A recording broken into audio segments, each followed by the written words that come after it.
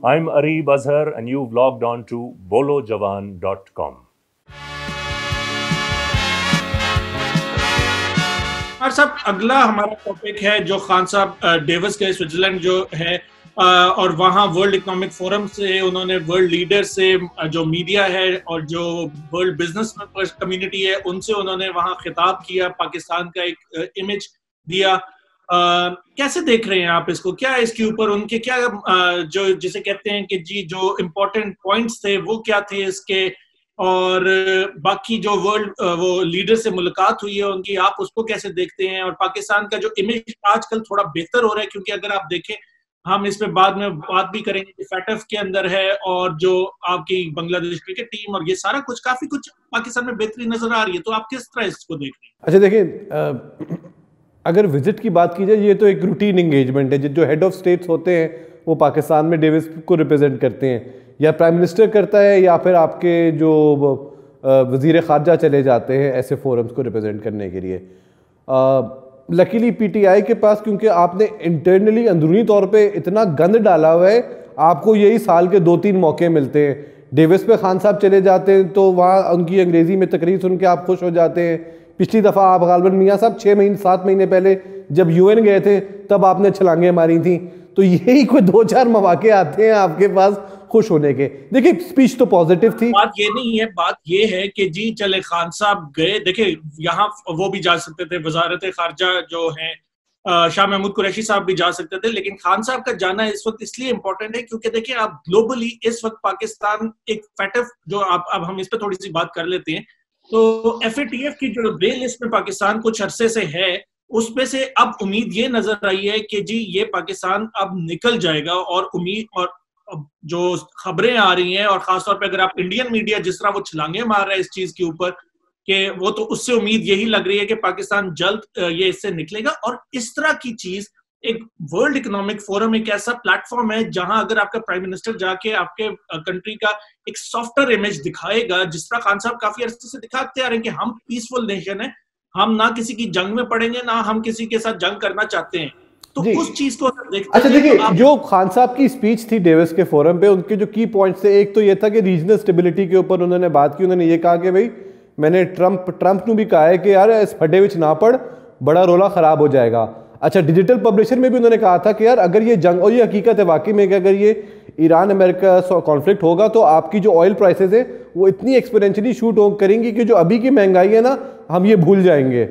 तो उस पर तो पाकिस्तान ने एक स्टैंड लिया है जो बहुत पॉजिटिव स्टैंड है कि हम किसी कॉन्फ्लिक्ट का हिस्सा नहीं बनेंगे। मेरे ख्याल से सिर्फ यहाँ तक नहीं होना चाहिए, ना सिर्फ हम किसी कॉन्फ्लिक्ट का हिस्सा नहीं बनेंगे बल्कि हम अपना पूरा किरदार अदा करेंगे कि ये कॉन्फ्लिक्ट, ये जंग हमारे दरवाजे पे ना आए।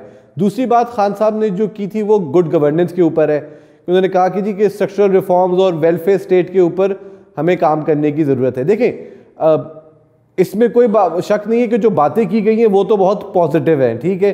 क्लाइमेट चेंज के हवाले से उन्होंने बात की। डेविस का एक बड़ा फोकस अब क्लाइमेट चेंज के ऊपर है, तो उसमें जो हम आपका बिलियन ट्री प्रोजेक्ट है उसको भी वो उन्होंने उसके विजन की बात की। तो जो टॉकिंग पॉइंट्स थे वो तो बाय एंड लार्ज आपके बड़े पॉजिटिव हैं। बट जहाँ तक हम ये बात करते हैं कि जो पॉइंट्स हैं, जो बातें की जाती हैं, वो मैंने आपको उस वक्त भी कहा था कि जो यूएन में स्पीच की गई थी बहुत पॉजिटिव थी।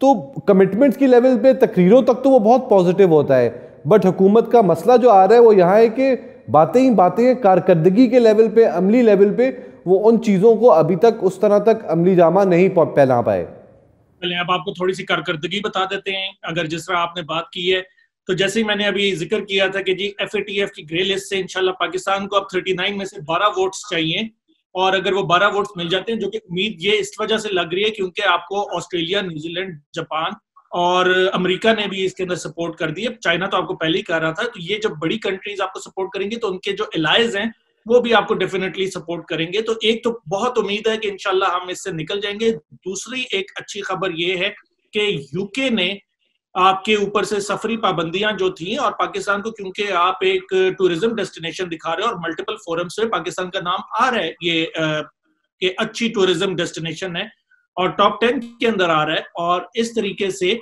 अगर आप ये देखें, इसके साथ साथ सिर्फ यूके ने नहीं, जर्मनी और फ्रांस ने भी ये वाली पाबंदियां आपके लिए खत्म करने का फैसला की है। अस्सलामु अलैकुम। पाकिस्तान बहुत खूबसूरत है और मुझे बहुत खुशी है कि मैं आपको अपने पहले वीडियो मैसेज में एक खुशखबरी दे रहा हूँ. Thanks to improvements in the security situation, the UK has changed its travel advice for Pakistan.